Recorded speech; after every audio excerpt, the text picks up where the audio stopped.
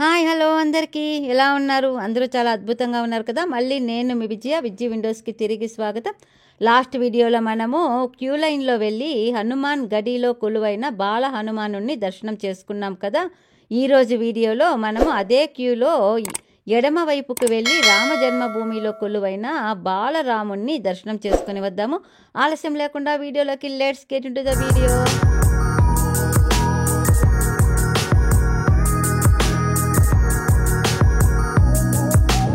ఒక పెద్ద క్యూ లైన్ని దాటుకుంటూ వెళ్ళి మేము హనుమాన్ గడిలో ఉన్న బాల హనుమానుని అద్భుతంగా దర్శనం చేసుకున్నాము. బాల హనుమానుని దర్శనం అయిన తర్వాత తిరిగి అంత క్యూలో వెళ్ళే అవసరం లేకుండా ఏదన్నా షార్ట్ కట్ ఉందేమో రామ జన్మభూమి దర్శనానికి వెళ్ళడానికి అనుకున్నాము. కానీ మా అంచనాలంతా తలక్రిందులు చేస్తూ హనుమాన్ గడి నుండి ఇంకొక పెద్ద క్యూలో వెళ్ళి తిరిగి అదే రామ జన్మభూమి క్యూలో కలిసి వెళ్లాల్సి ఉంటుంది.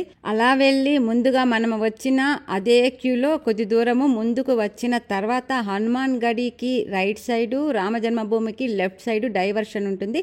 ఆ డైవర్షన్లో ఈసారి మనము రామ జన్మభూమి ఉన్న ఎడమ వైపుకి డైవర్షన్ తీసుకోవాలి. ఇక్కడ వీడియోలో మనము దూరంగా హనుమాన్ గడి టెంపుల్ చూడొచ్చు. ఆ టెంపుల్కి పక్కనే రెండు క్యూ లైన్లు, ఒకటి రామ జన్మభూమి వెళ్ళేది, ఇంకొకటి రామ జన్మభూమి దర్శనం అయిన తర్వాత తిరిగి వచ్చే భక్తుల క్యూని చూడొచ్చు.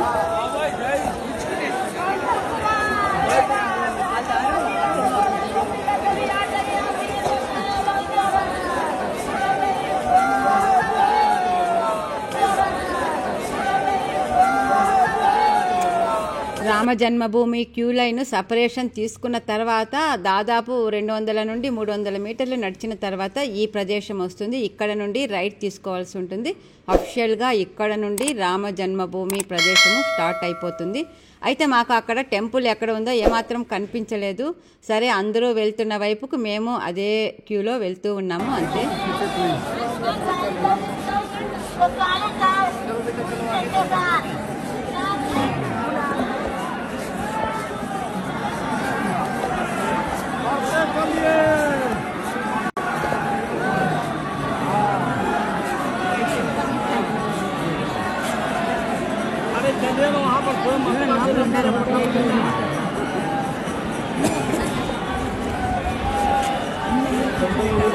రామ జన్మభూమి క్యూ లైన్లో రైట్కు తీసుకున్నప్పటి నుండి అక్కడ నుండి క్యూ లైన్లు వరుసగా 5-6 పార్టిషన్ చేయబడి ఉంటాయి. కాబట్టి మనకు మరీ అంత పెద్దగా తోసుకున్నట్లు రష్గా ఉన్నట్లు అనిపించదు. అలా వెళ్ళిపోతూ ఉంటాం క్యూ లైన్లో అంతే.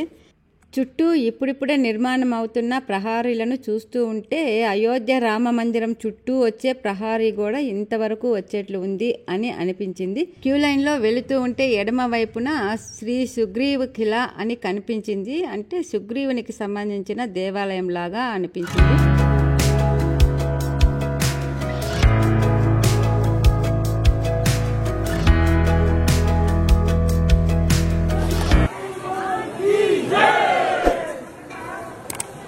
ఇక అలాగే అదే క్యూలో వెళ్తూ ఉంటే 100 మీటర్ల తర్వాత మనం బ్యాగేజ్నంతా చెక్ చేసే స్కానింగ్ మిషన్స్ ఉన్న రూమ్స్ వచ్చాయి.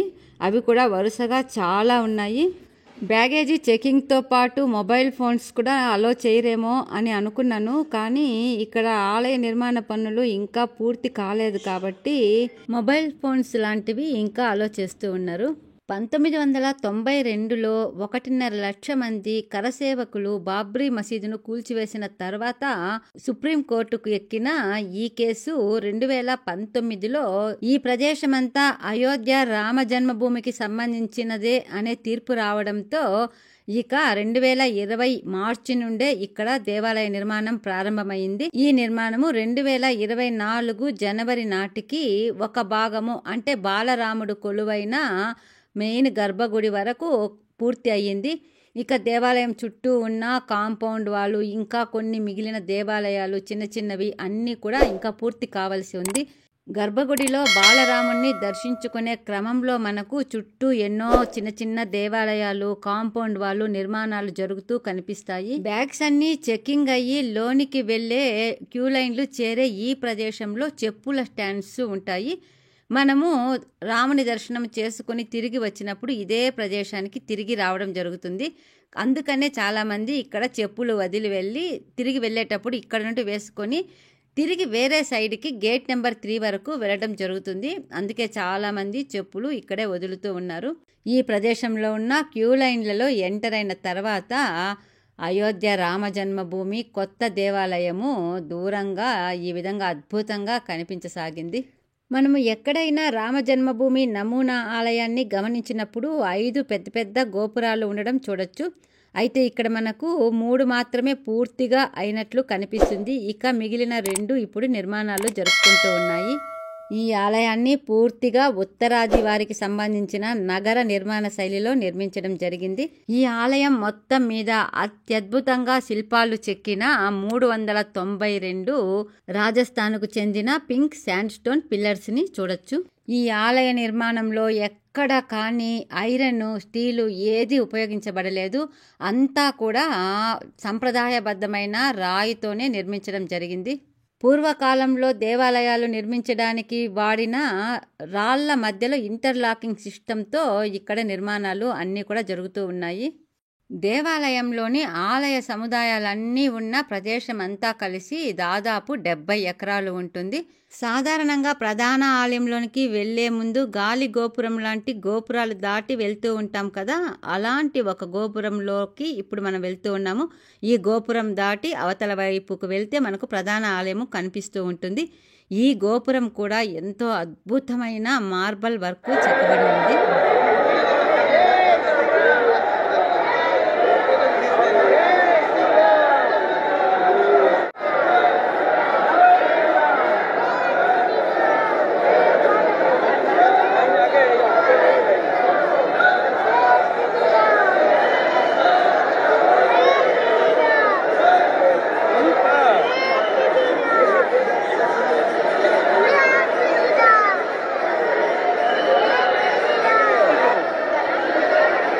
ఈ ప్రదేశంలో నుండి వెళుతూ ఉంటేనే మనకు ప్రధాన ఆలయము అత్యద్భుతంగా ఎంతో ఎత్తుగా నిర్మించినట్లుగా కనిపిస్తూ ఉంది.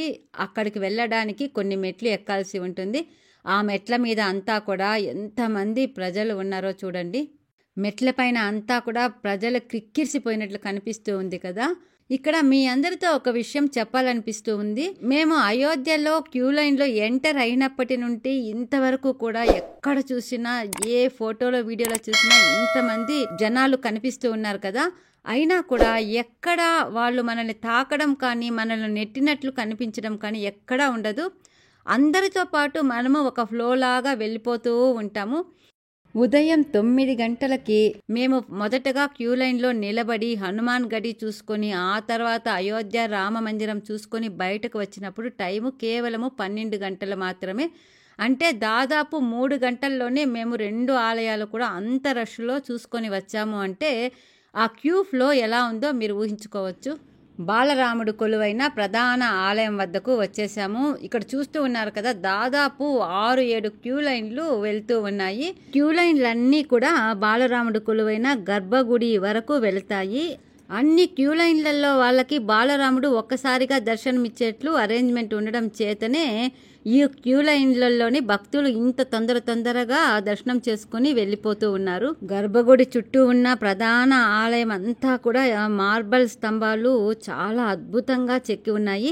నాకైతే మౌంట్ ఆబూలో ఉన్న దిల్వారా టెంపుల్స్ గుర్తుకు వచ్చాయి. అంతకంటే పెద్దదిగా అద్భుతంగా ఈ దేవాలయాన్ని తీర్చిదిద్దుతూ ఉన్నారు. ఇక్కడ ఉన్న ఈ ప్రధాన ఆలయం అంతా కూడా 360 అడుగుల పొడవు ఉంది. అదేవిధంగా 235 అడుగుల వెడల్పు ఉంటుంది. ఎత్తు అయితే 161 అడుగుల ఎత్తు ఉంటుంది. ఇది 3 అంతస్తులుగా ఉంటుంది. ఒక్కొక్క అంతస్తు 20 అడుగుల ఎత్తు ఉంటుంది. ఈ ఆలయాన్ని 2024వ సంవత్సరము జనవరి 22వ తారీఖున మన ప్రధానమంత్రి నరేంద్ర మోదీ గారు ప్రాణ ప్రతిష్టాపన చేసినట్లు మనకందరికీ తెలుసు. భారతదేశమంతా చిన్న పెద్ద లేకుండా జై శ్రీరామ్ నినాదంతో హోరెత్తించిన పర్వదినమది. గర్భగుడికి ముందున్న ప్రధాన ఆవరణలో రాములల్లా దర్శనమిచ్చే విధంగా టీవీ స్క్రీన్స్ అమర్చబడి ఉంటాయి. గర్భగుడిలో కృష్ణశిలతో నిర్మితమైన నిలువెత్తు రాములల్లా శ్రీరామచంద్రుడు 5 ఏళ్ల బాలుడిగా ధనుర్బాణాలను ధరించి దర్శనమిస్తాడు. ఈ నిలువెత్తు నల్లరాతి శిలా విగ్రహాన్ని కర్ణాటకకు చెందిన అరుణ్ యోగిరాజ్ తయారు చేయడం జరిగింది. త్రేతాయుగంలో శ్రీరామచంద్రుడు జన్మించిన ప్రదేశంగా చెప్పబడే ఈ రామ జన్మభూమి ఆలయ సముదాయంలో ఇంకా రామ దర్బారు, కుబేరతిల, భక్తులు ప్రదక్షిణ చేయడానికి వీలుగా ప్రదక్షిణ మార్గము లాంటివి నిర్మించాల్సి ఉంది. రామ దర్బారులో సీతారామ లక్ష్మణులతో పాటు హనుమంతుడు, భరత శత్రుఘ్నులు కూడా కొలువై ఉంటారు. శ్రీరామచంద్రుడు త్రేతాయుగంలో పూజ చేస్తూ ఉన్నట్లుగా చెప్పబడే ఒక శివలింగానికి ఇక్కడ ఒక ఆలయాన్ని నిర్మించడం జరుగుతుంది. ఆ ఆలయమే కుబేరతిల. కాశీ, అయోధ్య మరియు దక్షిణ భారతదేశానికి చెందిన ఎంతో మంది వేద పండితులు, బ్రాహ్మణుల చేత రూపకల్పన చేయబడిన సంప్రదాయ పద్ధతిలో ఈ ఆలయంలో పూజా కార్యక్రమాలు నిర్వహించబడతాయి. పురాణాల ప్రకారము 7 ప్రధాన పుణ్యక్షేత్రాలని సప్తపురిలుగా చెప్తారు. ఈ సప్తపురి క్షేత్రాలలో దర్శనం చేసుకున్న వారికి తప్పక మోక్షం లభిస్తుందని చెబుతారు. అవి వరుసగా అయోధ్య, మథుర, హరిద్వార్, వారణాసి, కాంచీపురం, ఉజ్జయిని మరియు ద్వారకలు. అలాంటి మోక్షం ప్రసాదించే సప్తపురిలలో ఒకటైన అయోధ్యలో మనం ఇప్పుడు కాలు పెట్టాము. ఈ ప్రదేశంలో బాలరాముని రూపంలో వెలసిన శ్రీరామచంద్రుణ్ణి జనంతో పాటు మనము కూడా మమేకమై దర్శనం చేసుకుందాము రండి.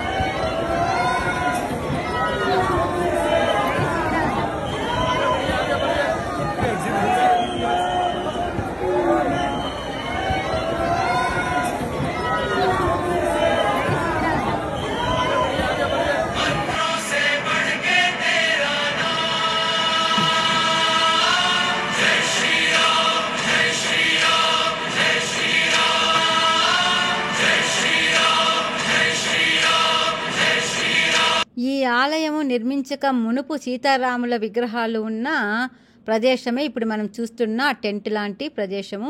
బాలరాముని దర్శనం తర్వాత అన్ని క్యూ లైన్లు కుడివైపుకి ఎడమవైపుకి వెళ్ళి ఈ విధంగా వెనక వైపుకి వచ్చేస్తాము. అయోధ్య చేరినప్పటి నుండి మనసులో మెదిలే జై శ్రీరామ్ని నుదిటిపైన ఈ విధంగా చెక్కించుకొని ఆనందంతో మేము అయోధ్య నుండి మహాకుంభమేళా జరిగే ప్రయాగ్రాజ్కి బయలుదేరాము. ఇవండి అయోధ్యలో మేము చేసిన బాల హనుమాన్, బాలరాముని దర్శనాల విశేషాలు. తొందరలో ఇంకో మంచి వీడియోతో మళ్ళీ కలుద్దాం. అంతవరకు సెలవు. ఇంతవరకు విజ్జి విండోస్ని సబ్స్క్రైబ్ చేసుకోకుండా తప్పకుండా సబ్స్క్రైబ్ చేసుకోండి. పక్కనే ఉన్న బెల్ ఐకాన్ ప్రెస్ చేయండి. ఈ వీడియో కనుక మీకు నచ్చి ఉంటే తప్పకుండా లైక్ బటన్ నొక్కండి. Thank you very much. Bye bye.